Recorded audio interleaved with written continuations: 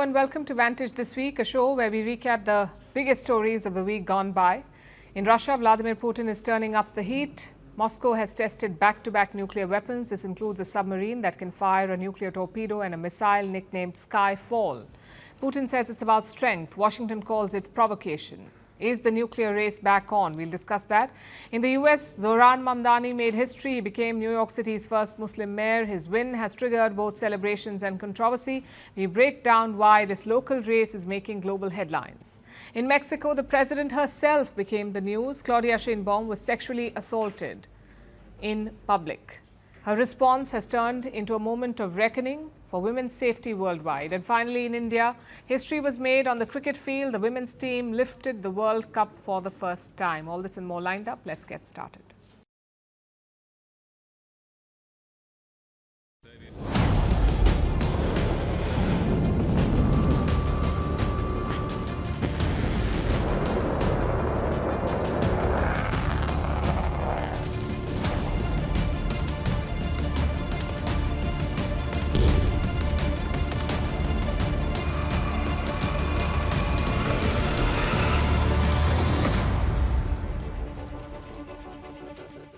Now let's turn to Russia, where President Vladimir Putin is turning up the heat. He's flexing his military muscle. In the last few days, Russia has unveiled 3 weapons, back to back, like they're on a deadline.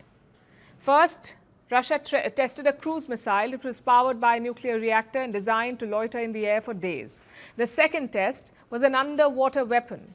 It can trigger a tsunami at sea. And the third and the latest one is a new submarine. Russia unveiled it this week.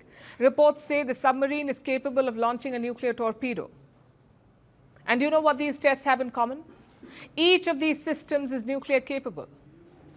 Russia is not just modernizing its arsenal, it is flexing it. And the idea is quite clear: to send a message to US President Donald Trump. In fact, look at their latest weapon. It's also their most lethal one. It is called the Khabarovsk. It's a new submarine. It is nuclear powered and it is equipped with a deadly weapon. This submarine can fire a nuclear torpedo, specifically the Poseidon. Russia recently tested this weapon too, the Poseidon. It's not a missile, it's an underwater drone. It is nuclear powered and nuclear armed. Experts are calling it a super weapon because it can travel at speeds of up to 100 knots. That's around 185 kilometers per hour underwater. The Poseidon is designed to evade all known defenses, and it does not explode on impact. It triggers something far more destructive, a radioactive tsunami, something that is powerful enough to devastate an entire coastline. We conducted another test of yet another promising system, the Poseidon underwater unmanned vehicle, which is also equipped with a nuclear power unit. It is 100 times smaller than the nuclear reactor on a submarine, yet the power output of Poseidon significantly exceeds that of even our most advanced intercontinental range missile, Sarmat. There is nothing like Sarmat in the world. We have not deployed it yet, but it will be deployed soon. However, Poseidon significantly surpasses Sarmat in power. Now, Russia has built and launched a submarine that is specifically designed for the Poseidon. This comes just days after another missile test, the Burevestnik. NATO members call it Skyfall. The name comes from a bird, the storm petrel. In Russian folklore, it is seen as a sign of an approaching storm. The missile had been under development for years. Russia tested it recently. Experts have described it, and I'm quoting, as a tiny flying Chernobyl. That's because it runs on nuclear power. It can fly for much longer than conventional missiles. The Kremlin says it can fly for days and even evade missile defense systems. Russia released a video after this test. It shows President Putin discussing the test with Russian generals. How many thousands of kilometers did it cover? 14,000. And how long did it stay airborne? About 15 hours. And that's not the limit. No, it's not. Valery Alexievich, we'll need to determine what this is and what class of weapon this new system belongs to.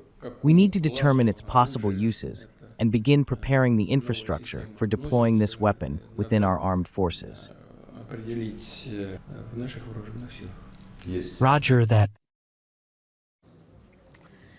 That message from Putin could have a deeper meaning. Observers say it's not just about the weapons, it's about signaling. Putin is sending a message to the West, specifically to the United States and their President Donald Trump. These tests can be linked to the dialogue on Ukraine and the breakdown of talks between the US and Russia. Remember, Trump and Putin were supposed to meet in Budapest in the first half of October. The meeting was supposed to be held to hash out a peace deal, but the Americans called it off. Apparently, Russia made some tough demands and the US found it unreasonable, so the talks were called off. Now, by conducting these weapons tests, Putin may be trying to push Trump back to the negotiating table, not from a position of weakness, but from a position of strength.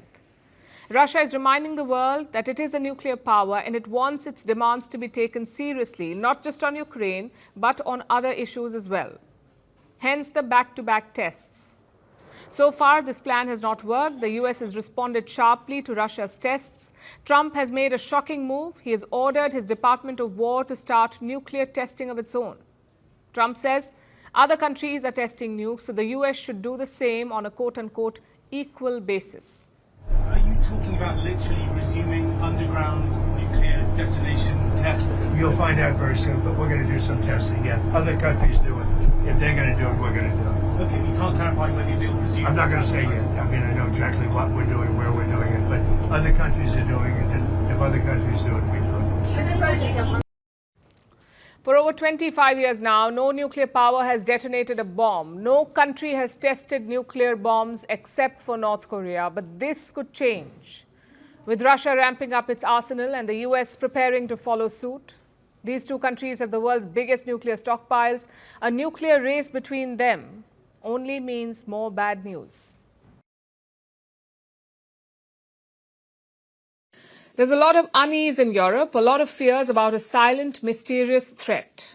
I'm talking about drones. Multiple drones have been sneaking into European countries. They have been spotted over strategic locations like airports and military bases. No one knows where they're coming from. No one knows who is launching them, and no one knows what the end goal is. Like I said, it's a silent and mysterious threat. And the latest victim is Brussels. On Tuesday, drones were spotted over the Brussels airport. At 8 p.m. local time, air traffic was halted. All flight operations at Brussels were stopped. No takeoffs, no landings. This led to major disruptions in travel plans. A lot of passengers ended up bunking inside the airport. Very much. I'm Ukrainian and I'm very much concerned that now in the heart of Europe we can see drones flying out of nowhere, and we have no means to prevent that or to fight that back for now. I'm totally speechless because I have never came across these type of situations. So this is something new for me. But let's just hope for the best. This is the best that I can say right now. As of now, some flights have resumed, but operations are not back to normal. The question is, what happened? Who fired these drones? That's what Belgium is wondering too. Today, their government held an emergency meeting. Belgium's defense minister called these drone sightings intentional and disruptive. We see that it is coordinated in time and space. These are not all coordinated actions in time and space. It is intentionally disruptive. It often happens at the same time, the darkest moment of the day, just after dusk, just before the stars appear. It is then pitch black. Officially, Belgium is not blaming anyone, but sources in their government have accused a state actor. They say it's most probably Russia. And this is not an isolated incident. Over the weekend, drones were spotted over a military base in Belgium. Last month, drones halted operations at the Munich airport. In September, they halted flights at Oslo and Copenhagen. So clearly, there is a pattern. But this attack stands out because Brussels is not just the capital of Belgium. It is the heart of Europe, the headquarters of the European Union, the headquarters of NATO. Basically, Brussels is the nerve center of European politics, so drones over Brussels is a big red flag. Naturally, the suspicion is on Russia. But why would Moscow do something like this? And why isn't Europe calling them out? If it is indeed Russia, they have many reasons to do this. A, to spy on Europe. Just consider the sightings over the weekend. The drones were spotted over a crucial Belgian base, a base that hosts US nuclear weapons. So maybe the idea is to probe European defenses to see how capable they are. And B, to test the limits of European resolve. We've seen multiple drone sightings in recent weeks, yet there is no military response, no effort to shoot down these drones. We asked Finland's president this week about this response on Monday. We asked him whether he would shoot down these drones. Listen to his response. There is already talk of some hybrid warfare, though, and drone sightings in this part of the world. And while Russia has not been named explicitly, hints have been dropped. Would you say that Russia is behind these incursions? Well, yes, some of them, but not all of them. The US president suggests you should shoot them down if they enter NATO airspace. Would you shoot them down? Well, we have a very clear protocol on this. We just visited our Air Force headquarters. I'm in constant conversation, communication with our border guards. We know exactly what happens, when happens, and how to deal with things. And so far, we haven't been in a situation where there's been any need for a shoot down, and I presume we won't be there either. So Europe is non-committal. As of now, they have no unanimous policy for these drones, which brings us to the second question. Why isn't Brussels calling out Russia?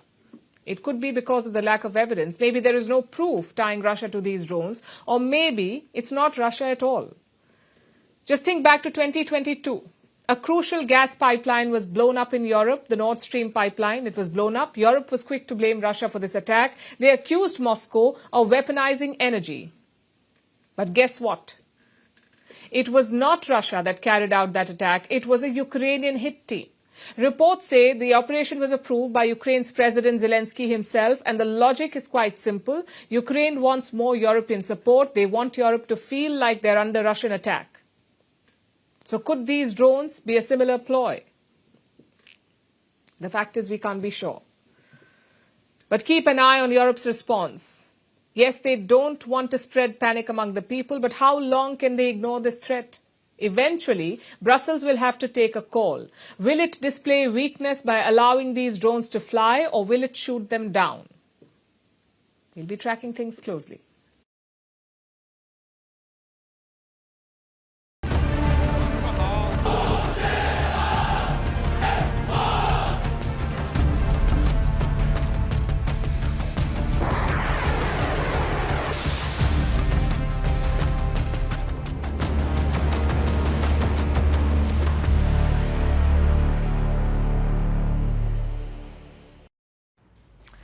In China, Xi Jinping is making rapid moves. He is upgrading and expanding his military. The scale of this expansion is massive and the pace is alarming.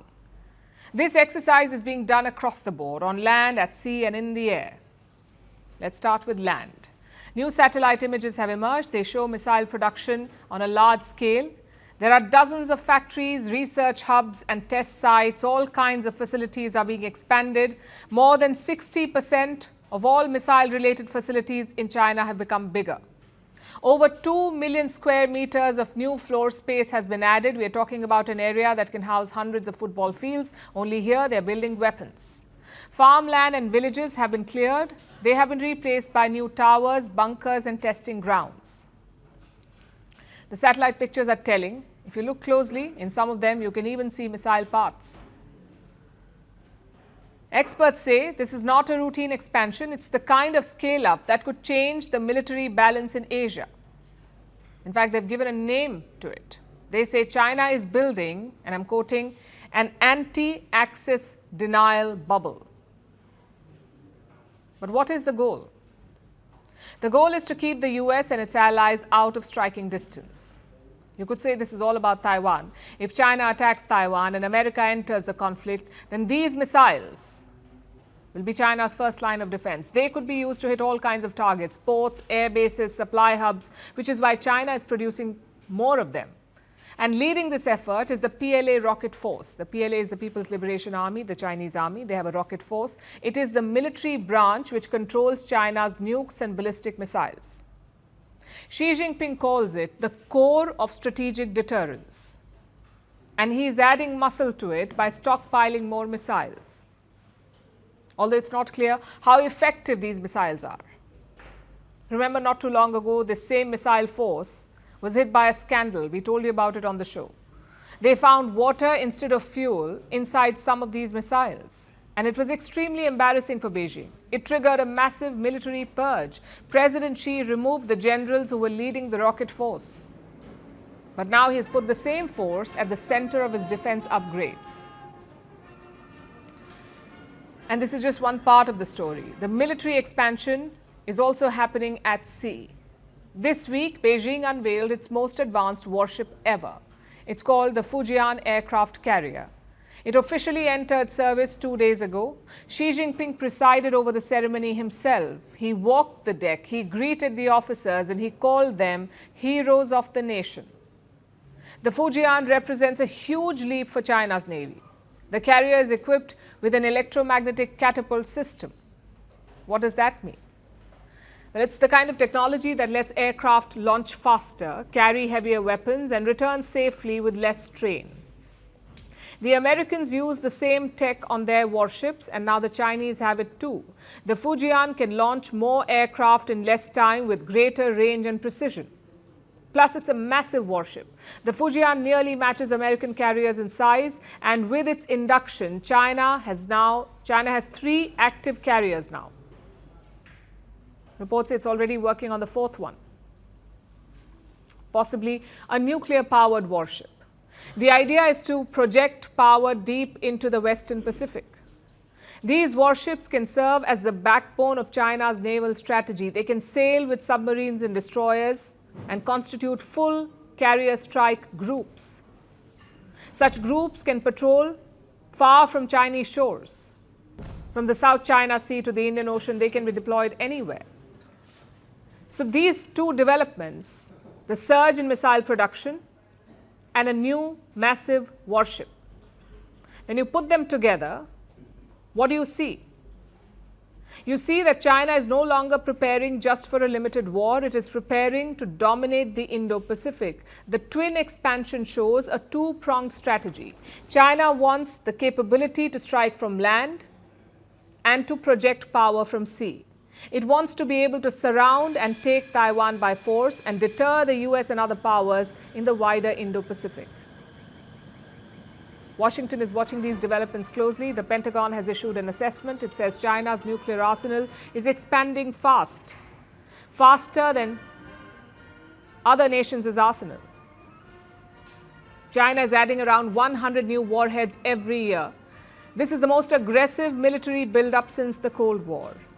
And it's happening in plain sight. Its implications are global. China's missiles can now reach Guam, its carriers can sail across the Indian Ocean, and its fleet can secure vital sea lanes. Xi Jinping's war machine is upgrading fast. This is not preparation for defense. This is preparation for dominance. For months, Silicon Valley felt like a casino. The roulette wheel here only landed on green: AI chips, AI models, AI anything. If it had intelligence in the name, the stocks went up. That was how it worked. But today, they hit a road bump. Big tech stocks plunged and they took down with them stock markets across the world. The Nasdaq dropped by more than 2%. Nvidia fell by nearly 4%. Palantir plunged almost 8%. Reddit was down by more than 8%. Amazon slid almost 2%. And over in Asia, it was a tech bloodbath. Japan's Nikkei fell 2.5%. The star of the show, SoftBank, tumbled 10%. It erased roughly $23 billion in market value. China's giants like Alibaba and Tencent sagged. Taiwanese chipmaker TSMC slid by nearly 3%. So overall, it was quite the plunge. $730 billion were wiped off in a day. $730 billion. Do you know what led to this? Well, the trigger was one man. His name is Michael Burry. You may have heard of him. He's the same guy who shorted the US housing market before the 2008 financial crash. He's even inspired a Hollywood movie. But now the same man is placing a bet against AI stocks rather. His hedge fund has bet $1.1 billion on a fall in prices for AI-related stocks. especially Nvidia and Palantir. Basically, he is shorting AI stocks. What does that mean? What is shorting a stock? Imagine you borrow your friend's fancy iPhone. It costs around 1 lakh rupees. So you borrow this 1 lakh rupee phone and you sell it for 1 lakh rupees. And you're hoping that next month the hype will cool. It does cool, and the price goes down to 60,000 rupees. Then you buy that same phone back at a lower price, at 60,000 rupees. You give it back to your friend, but you pocket the difference. So you make a profit of 40,000 rupees. That essentially is shorting. You don't own the thing, but you bet on its price falling. If the price drops, you win. If it shoots up instead, you lose money, sometimes a lot of money. This bet is called shorting. And right now, Michael Berry is shorting AI stocks. In fact, he's doubling down on his bet. He even posted about it on social media. He said, and I'm quoting, "Sometimes we see bubbles, sometimes there is something to do about it. Sometimes the only winning move is not to play." In other words, he is betting that this AI bubble will burst. And he's not the only one. There's a lot of talk about an AI bubble, about how AI stocks are overvalued and how a historic correction is coming. Many compare it to the dot-com bubble. Back then, the internet was the next big thing. It was going to change everything. Billions of dollars were poured into half-baked ideas. Thousands of companies sprouted. Yes, the internet did change a lot, but it did not change everything. The Nasdaq lost nearly 80% of its value between the years 2000 and 2002. And now many observers fear that this AI bubble could be similar. But here's a twist. Palantir reported 63% revenue growth. Amazon just announced a $38 billion mega AI deal with OpenAI. Nvidia became the first ever company to hit a $5 trillion valuation. These are real businesses with real profits, which makes the sell-off even more psychological. Because markets were not rejecting AI, markets were rejecting uncertainty. Because look at the gap in these AI companies, their valuation versus the money they make. Those numbers are poles apart. And this raises questions about hype. Plus, there's a lot of money going in a loop. AI companies are busy cracking deals with each other, so billions of dollars are moving in a circle. So what's the takeaway for you? Well, AI is real, spending is real, profits are real, although for now they're concentrated in a few hands. And valuations, they're starting to feel like they had too many Red Bulls. And no, this is not the end of AI mania, but today's stock numbers were also a reminder. Even when the machines promise to think for us, markets still run on human emotion.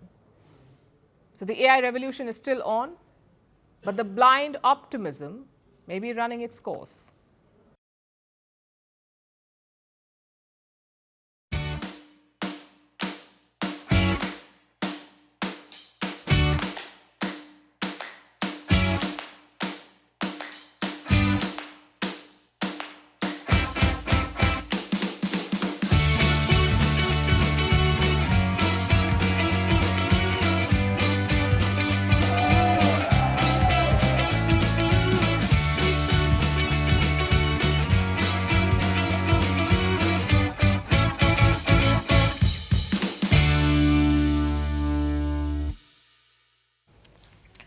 How much money is too much money? $1 million? $1 billion? $1 trillion? It's a question we should ask Elon Musk, because Tesla has finally approved his massive pay deal, $1 trillion. That is one with 12 zeros behind it. This number is so unreal, it is difficult to even imagine it. Yet Musk is on track to get it. It could make him the world's first trillionaire.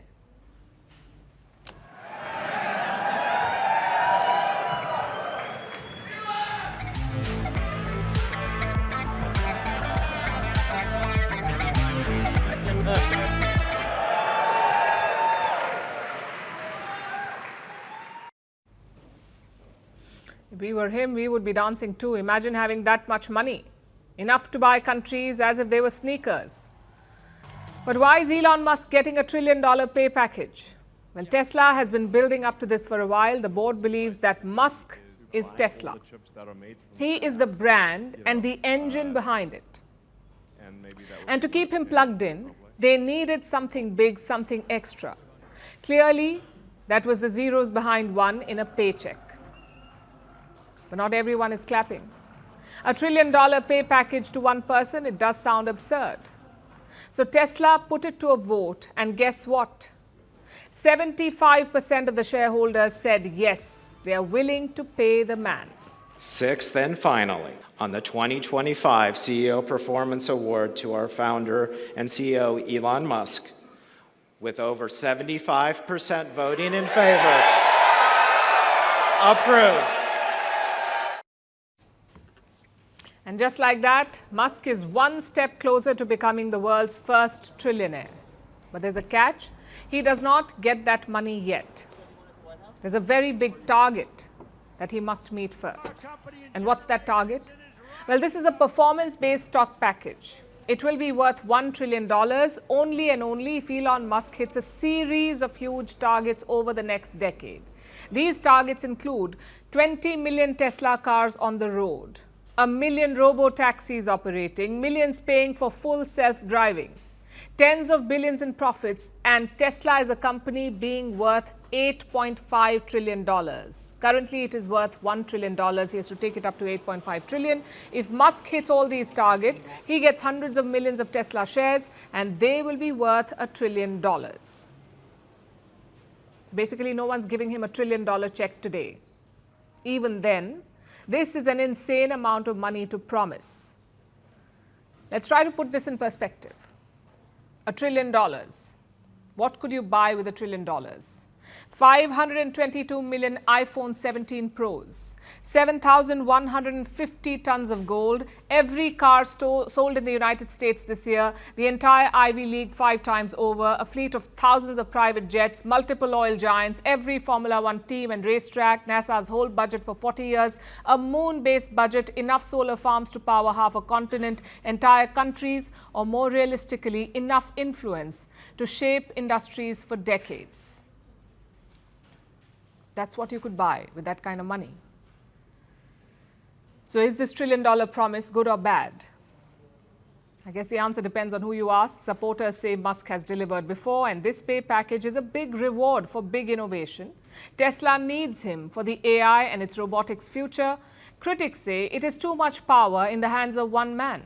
No single executive should be so indispensable. And Tesla has real challenges right now: EV competition, financial pressure, regulatory risk.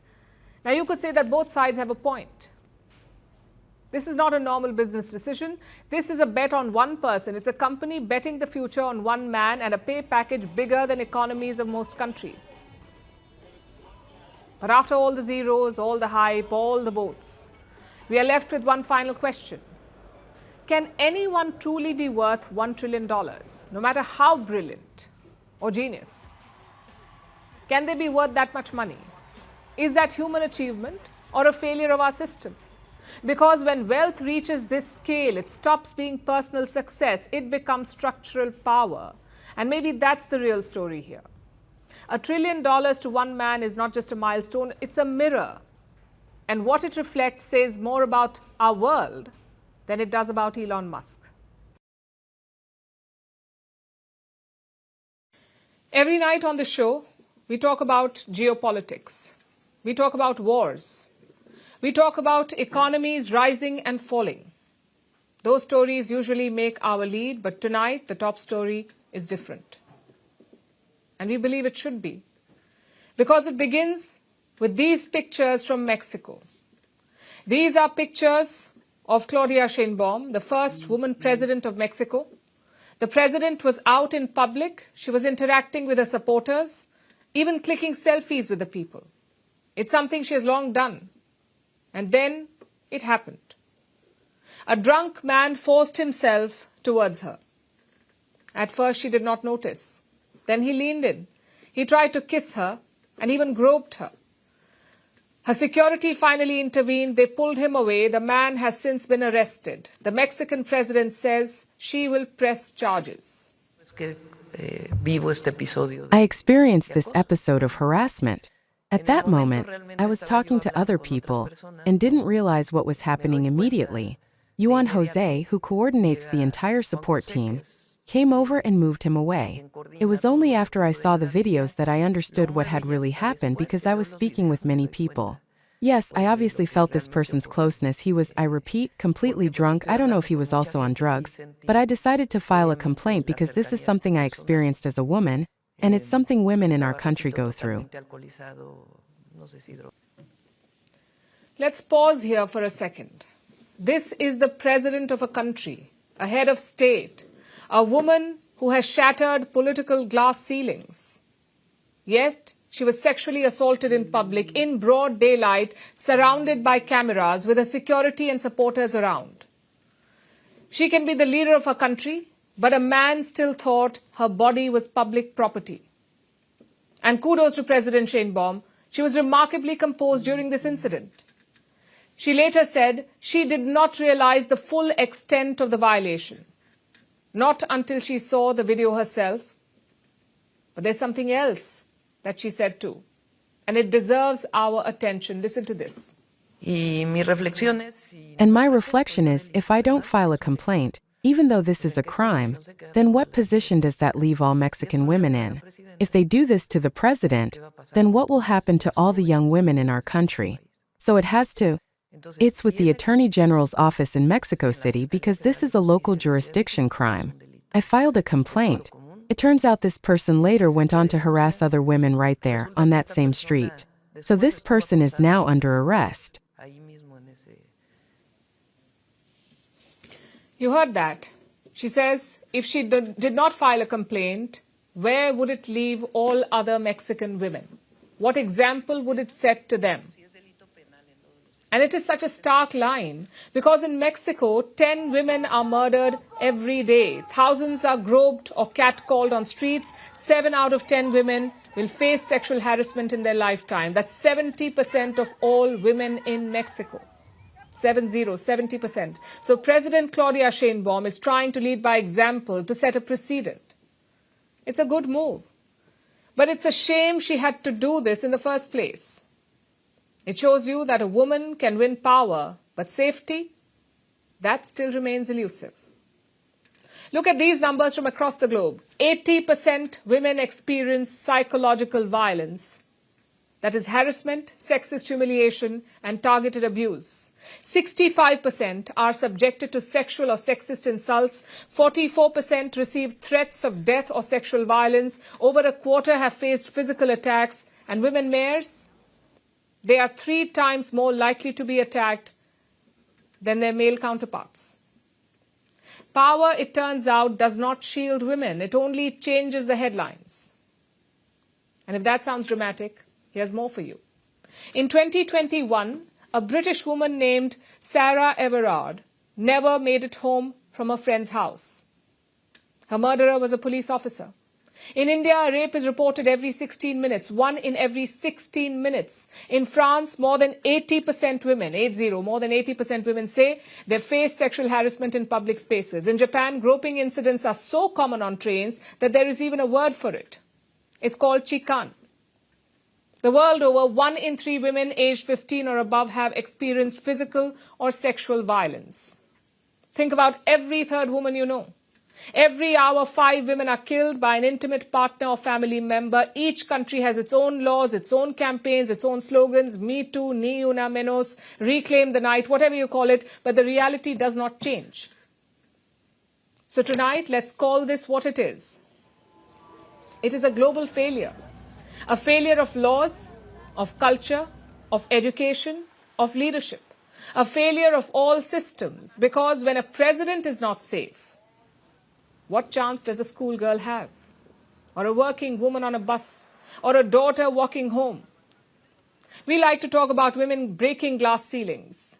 We celebrate their first president, first minister, first CEO. But women do not need inspirational quotes. They do not need hashtags. They need a world that does not treat their safety as charity.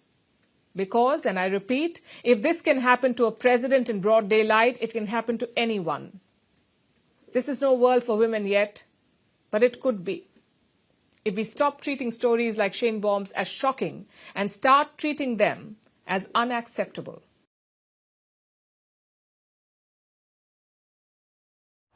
Future is in our hands. My friends, we have toppled a political dynasty.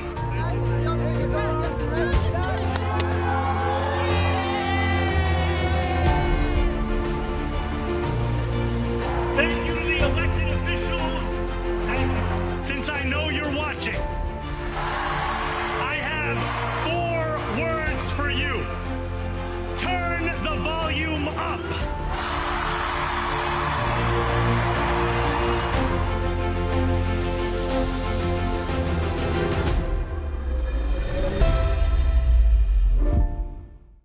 Do you know who your mayor is? You may know the local lawmaker or chief minister, but a mayor, well, you have to be tuned in to know. But chances are, you know who the next mayor of New York will be.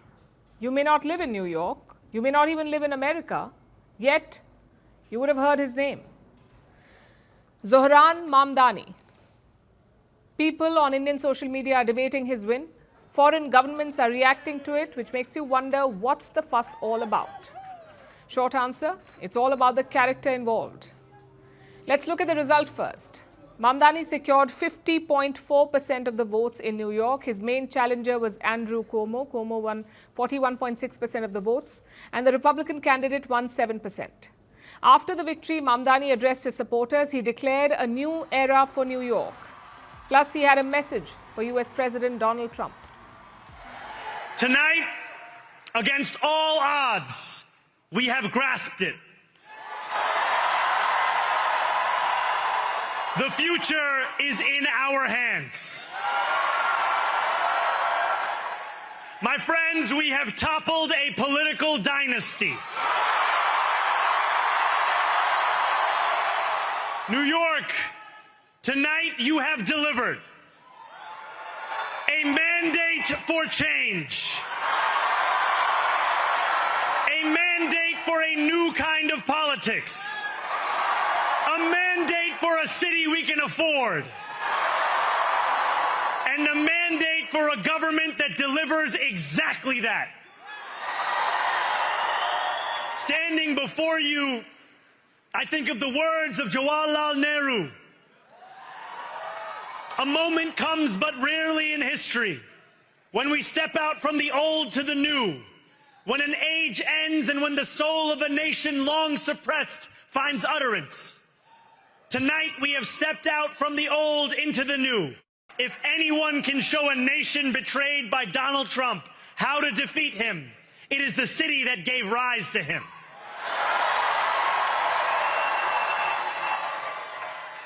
And if there is any way to terrify a despot, it is by dismantling the very conditions that allowed him to accumulate power. So Donald Trump, since I know you're watching, I have 4 words for you. Turn the volume up.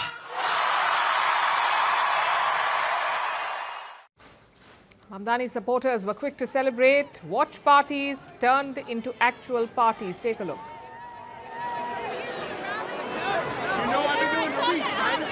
I feel very good. I feel very hopeful about New York City's future. This was a campaign ran on hope, and I think all of us felt it tonight. You know, it's really just like, it's so much change. We've had so much status quo for so long. It's just over and over the same kind of thing. It's just a nice breath of fresh air. It feels like a changing of the guard for real this time. Some quick context. Zohran Mamdani was born in Uganda. His parents brought him to the United States at 7 years of age. Some of our Indian audience may know his mother, Meera Nair, the acclaimed director. Before entering politics, Mamdani dabbled in some rap. He worked as a housing councillor. And finally, he became an assemblyman, basically a city-level lawmaker. At 34 years of age, Mamdani was an obscure candidate. No one gave him a chance in the Democratic primary. All bets were on Andrew Cuomo, a Democratic heavyweight and former governor. But then came a social media blitz. Mamdani ran a grassroots level campaign. He used Gen Z tactics to woo younger voters. And his message? Well, he promised change. He promised free bus rides, cheaper groceries and rent control. Basically, Mamdani positioned himself as anti-establishment, and clearly it worked. But why is the world obsessed with him? Why is this victory so divisive? Well, even US President Donald Trump has weighed in after the results. Look at his cryptic social media post. He said, "And so it begins." That too in all caps. What beginning is President Trump referring to? To understand that, you must look at three factors. Number one, Mamdani is the first Muslim mayor of New York, and the symbolism itself is huge. This is a city that suffered the worst of Islamist terrorism in 2001. That's where Al-Qaeda attacked New York's Trade Center. More than 20 years later, a Muslim will lead this city. For some people, it's a sign of closure. For others, it reopens old wounds. Secondly, his ideology is controversial in the US. Mamdani calls himself a democratic socialist. And it's exactly what it sounds like. They prefer a democratic political system, but they do not like a free market capitalist economy. Rather, they would like some state control. Hence the term democratic socialism. President Trump has weaponized this characterization. He has called Mamdani a communist. The only way you're going to beat the communists, because you have a communist running, which is fine. I'll have to deal with a communist in New York City. I never thought that was going to happen. This is something I didn't think was going to happen, Scott. You're going to have to explain this one, because we're going to have a communist mayor. You can't ignore the irony here. New York is one of the biggest cities in the world. It has a GDP of $1.8 trillion. It is the poster child of capitalism, yet its new mayor is a democratic socialist. And this has triggered a lot of people. They say rich people will flee New York because of Mamdani's policies. Which brings us to the final factor, his foreign policy positions. Zohran Mamdani is a vocal critic of Israel. He has threatened to arrest Benjamin Netanyahu if he visits New York, the Israeli Prime Minister. Now, technically, this is not Mamdani's turf. Mayors should stay away from foreign policy. But Mamdani says he will arrest the Israeli Prime Minister. He's also come under fire for his radical activism. During the campaign, he appeared to defend a controversial slogan, "Globalize the Intifada." It's seen as an anti-Zionist slogan. It alludes to promoting violence against Israel. And this tendency is not limited to Israel. Mamdani has targeted India too. He opposed the building of a Ram temple in Ayodhya, and he specifically targeted Prime Minister Narendra Modi. During the campaign, he accused Prime Minister Modi of eradicating Gujarati Muslims. He called the Indian Prime Minister a war criminal. Now, do you see the problem here? Mamdani has a problem staying in his lane. He makes wild claims to satisfy his domestic vote bank and to bill himself as radical and progressive. Despite these controversies, he's won. He began as a long-shot candidate, but now he's being billed as Trump's biggest setback. Again, there are reasons why. Trump himself is from New York. He had tried desperately to blunt Mamdani's chances. He even endorsed his main rival, Andrew Cuomo.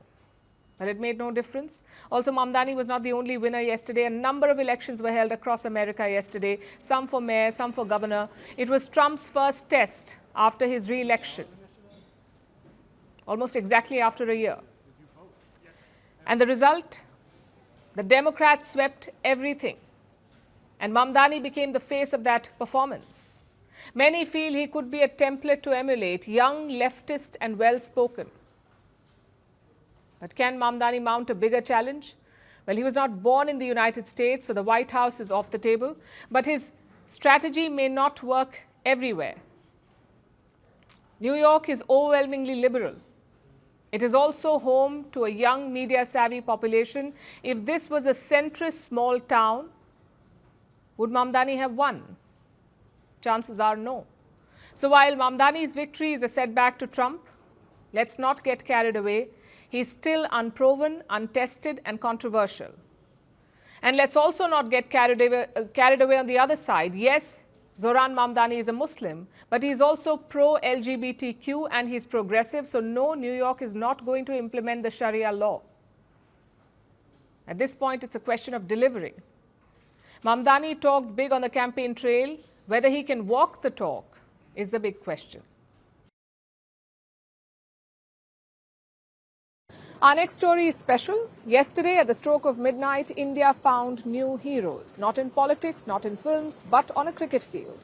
For the first time ever, India's women's team won the Cricket World Cup. After years of heartbreak, the team finally lifted the trophy.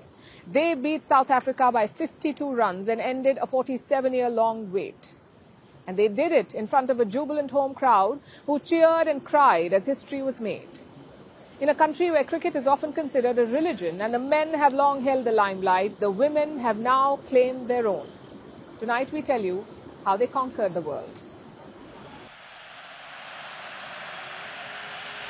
At the stroke of midnight, India found its newest champions.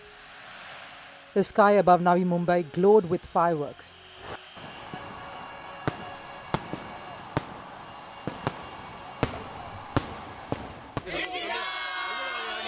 And in the stands, thousands of fans rose as one, cheering, crying, waving the tricolour through the night.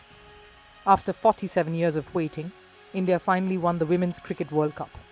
They beat South Africa by 52 runs and lifted the trophy for the very first time. It was more than a victory. It was a moment of arrival. A night when the story of Indian cricket turned a new page. For a nation where men's cricket has long ruled the headlines, this felt like a long overdue correction. The women who had waited in the shadows now stood in the spotlight, calm, proud, and victorious. Just weeks ago, their campaign looked uncertain. 3 defeats in a row had left India on the brink. But they regrouped, fought back, and stunned the world. A record chase against Australia in the semi-final, and one flawless night in Navi Mumbai that changed everything. At the heart of it all was Shefali Verma. Just 21, she played as a replacement and was almost unstoppable. She smashed 87 runs with the bat, then took 2 wickets with the ball. Her off-spin changed the final, and her fearless smile lit up the night. Beside her stood Deepti Sharma, India's quiet warrior. She scored 58 runs and took 5 wickets, the performance that turned the match. With every over, the crowd grew louder. And when the final wicket fell, history was written in blue. India's women were world champions. But this victory was years in the making. There was a time when India's women cricketers travelled in unreserved coaches, carrying their own kits and earning a very nominal fees per match. They played for passion and not for pay. Mithali Raj, Jhulan Goswami, Anjum Chopra and Shanta Rangaswamy kept that dream alive when few were watching. The next generation turned that struggle into strength. In 2006, the women's game merged with the India's cricket board, bringing structure and support. In 2022 came the breakthrough, equal match fees for men and women. And the Women's Premier League gave Indian players a stage worthy of their skill.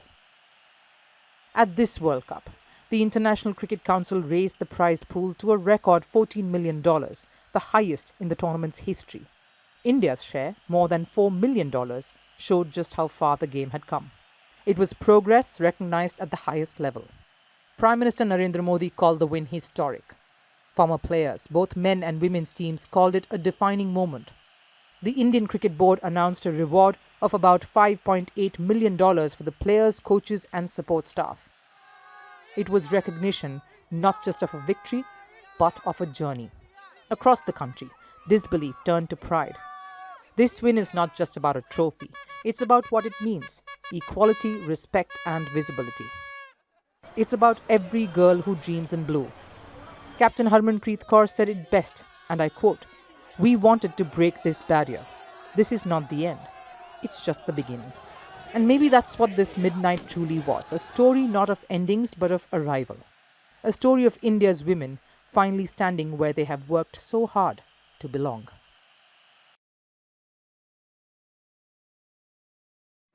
And while we are here, there's another thing about Helsinki that you must know. Nothing in this city feels accidental. You walk around and you get this sense that someone has put a lot of thought into how the city is built. Yesterday, the weather was not playing nice. It was cold and drizzling. Many would say classic Finland. But instead of running home, guess where people were headed? To a library. It may sound bizarre, but this place, this library, has become Helsinki's living room. And through it, Finland shows us what cities can be when they're built for the people. Take a look. The Finnish love being out and about. But today the weather is not playing along. A slight drizzle has pushed most people inside. Not to worry though, this swanky building has everyone covered. Its curved lines and imposing facade immediately make you curious. And inside, it gets weirder. The ground floor is a chess colosseum. You see thinking faces peer intently over the board. 2 levels above is a library.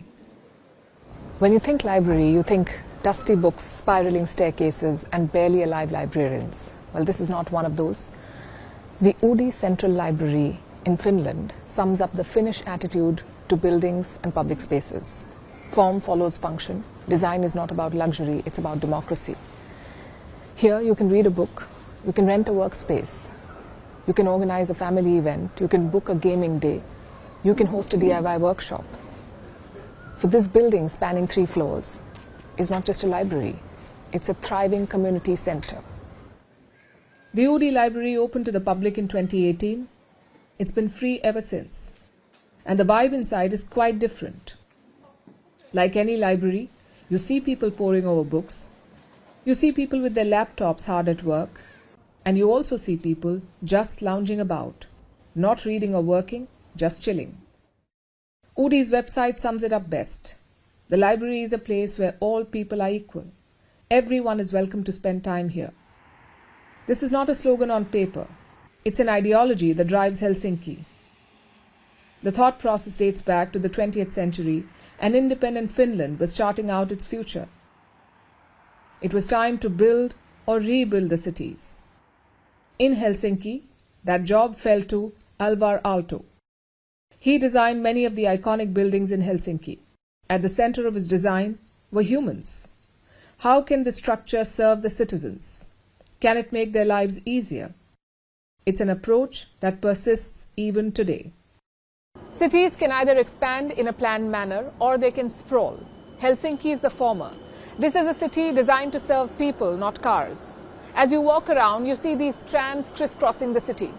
There are more than 170 kilometers of tram lines with more than 300 stops. If there isn't a tram line, there are these bikes at most busy junctions. There are more than 4,000 such city bikes at more than 400 stations. All you have to do is buy a pass, unlock a bike, and ride away. These 2 ideas dominate Helsinki's design. Oodi's focus on the community and Aalto's focus on functionalism. What you see is not accidental. It is deliberate planning. Helsinki is one of the few cities in the world with a CDO, a Chief Design Officer.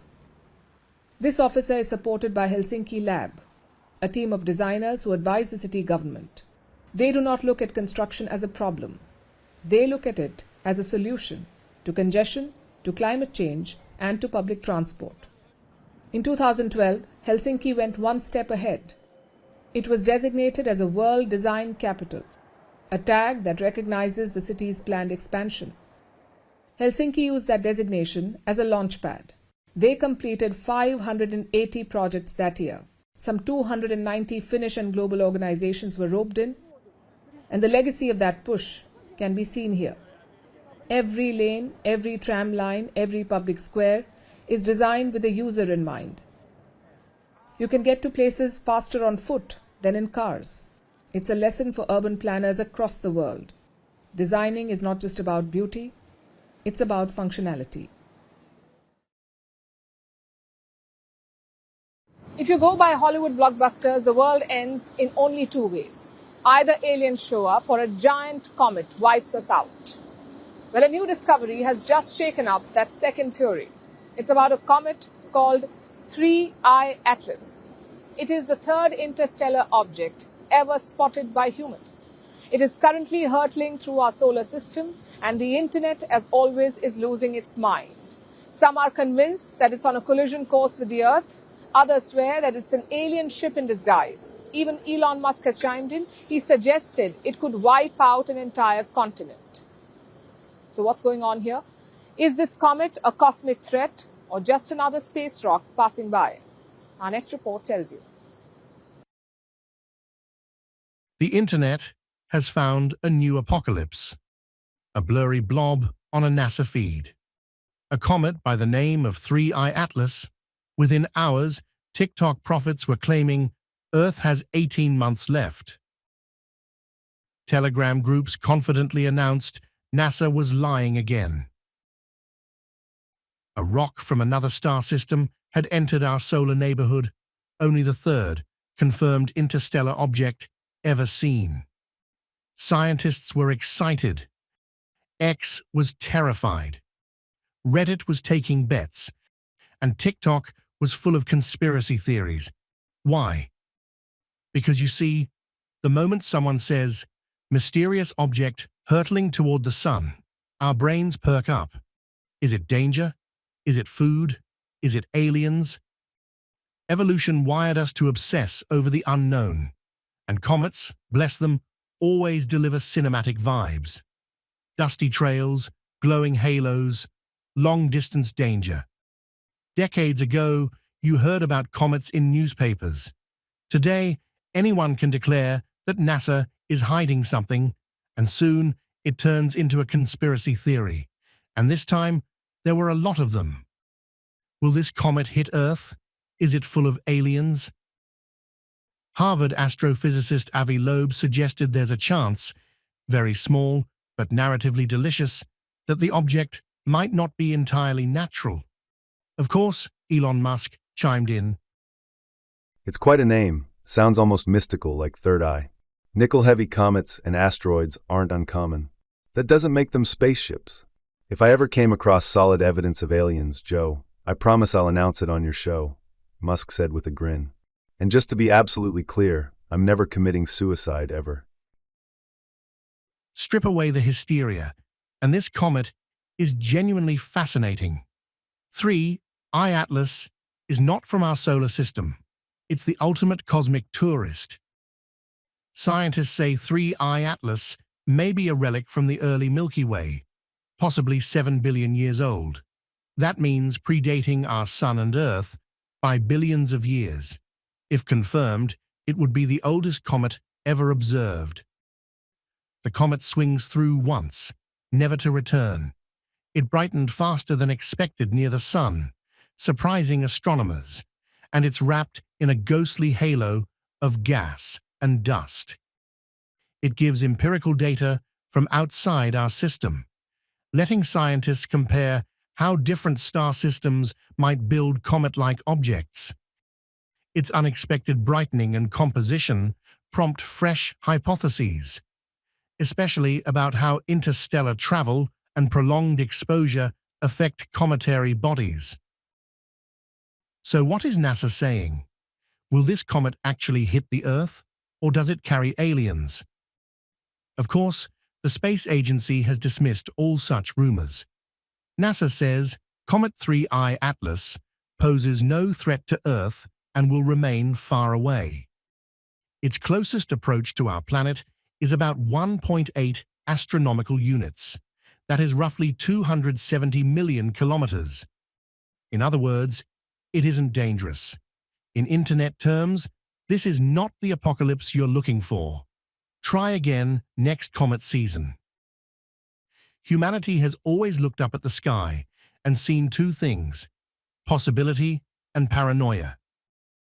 Comet 3I Atlas has given us both, and a cameo from Elon Musk.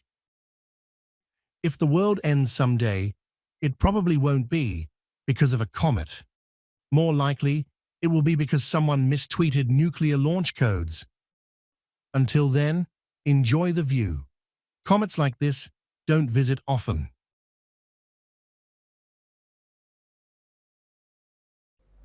Zohran Mamdani's victory has pushed people onto the internet. A lot of his critics are worried about the same thing, the Sharia law. They fear that Mamdani will impose Islamic law on New York. So what did they do? They went online to read up about Sharia law. Just one problem though. Instead of Sharia law, most people search for Shakira law. We are not making this up. Go to Google, search for Shakira law. Google will automatically divert you to Sharia law. Take a look at this.